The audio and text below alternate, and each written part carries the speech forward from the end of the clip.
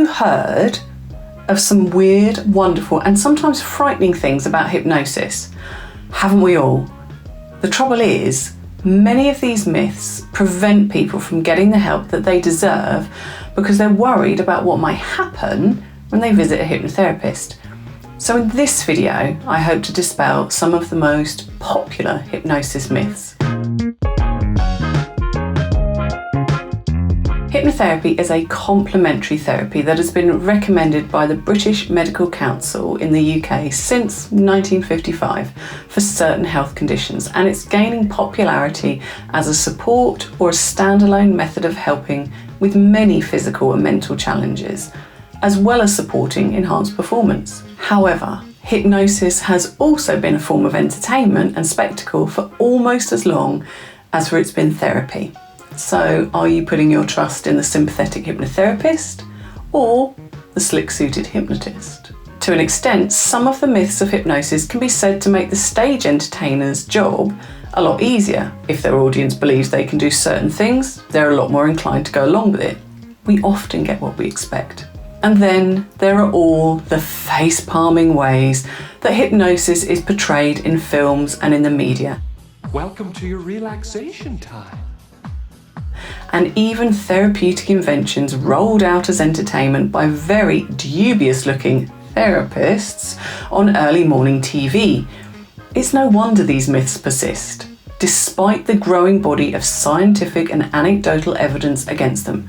So let's bust them up once and for all, shall we? Now, there are lots of different styles of hypnotherapy, just like there are lots of different models of psychotherapy and counselling.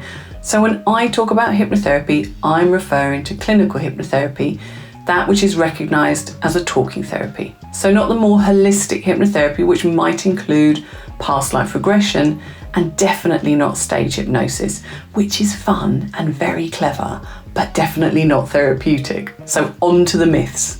Number 1, I might be hypnotised to do something against my will, or I'll be under the control of the hypnotist.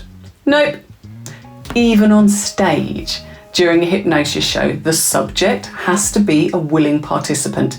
In the case of stage hypnotism, they'll be really good at being hypnotised, and one of the people who's up for being on stage. I'm literally the easiest person in the world to hypnotise, but you wouldn't get me on a stage. In fact, hypnosis and going into trance, I never use the term going under because it sounds weird and icky, is something we do together. I'm the guide and you're the one that does the work, which means you're completely in the driving seat, but I do have the map. Many people love to discover just how much they can use and develop the power of their imagination and subconscious to help them achieve their goals. Myth number 2. Yeah, I said number 2. A person who's hypnotised is asleep or unconscious. That's another no. And if you think about it, it's obvious. If you're asleep, you're not taking in anything, and the same goes for when you're unconscious. Our brain is either busy doing sleep stuff, which is a lot, but that's a whole other video, or if you're unconscious, you can't respond to anything the hypnotherapist is saying, and so it really amounts to the same thing. In fact, hypnosis is best described as an altered state of consciousness, one where you have access to parts and processes that you might not otherwise be able to direct. And this is because they're subconscious and usually run without any of our awareness or intervention. In trance, that divide between conscious and subconscious is not so strict. I like to think of it a bit like daydreaming or lucid dreaming. Here, also a little bit there. Myth number 3, I can't be hypnotised. Sorry, but if you're watching this and you're able to understand what I'm saying, yes you can. You might not be able to be hypnotised in the way a particular style of hypnosis is done, or you might not feel comfortable being hypnotised by a particular person. But each of us is fully capable of some form of trance state. Now, the reason that I can be so confident of this is not because I'm weirdly brilliant at hypnosis. I mean, I'm good, but I'm just good, right? It's that we are constantly in and out of trance all day. Our brain has a whole network designed to work on our problems for us without us being aware of it at all. It's called the default mode network. And it's kind of like a form of waking trance where we process throughout the day. Hypnosis is a special form of trance used to fire up the default mode network and get it working on solving your problems.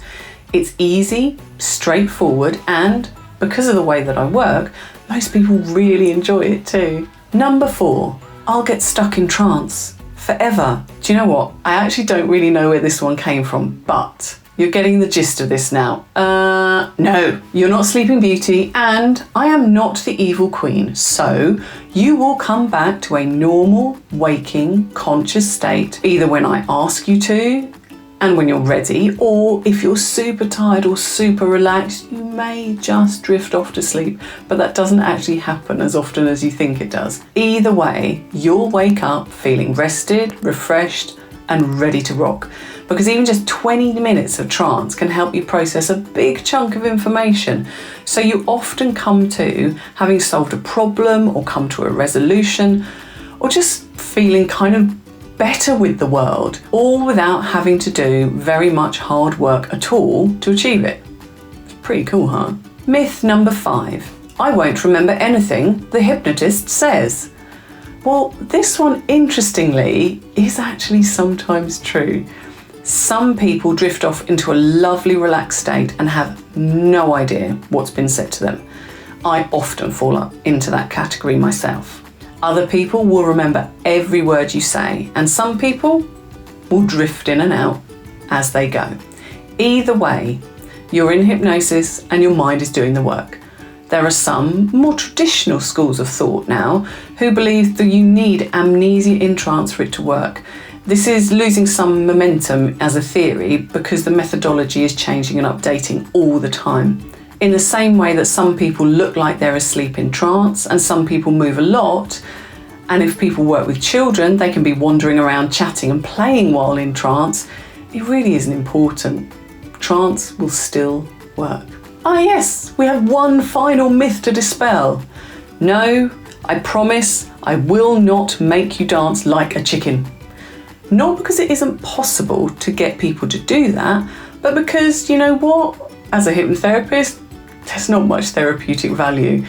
And as a hypnotherapist, we're all about giving therapeutic value. You will, however, be treated with respect, compassion, and at least in my case, enthusiasm. And you'll learn how to be more in control of your mind than maybe ever before. I really hope you enjoyed this video. If you did, hit the like button, leave me a comment, or ask me about any of the hypnosis myths that you want answered.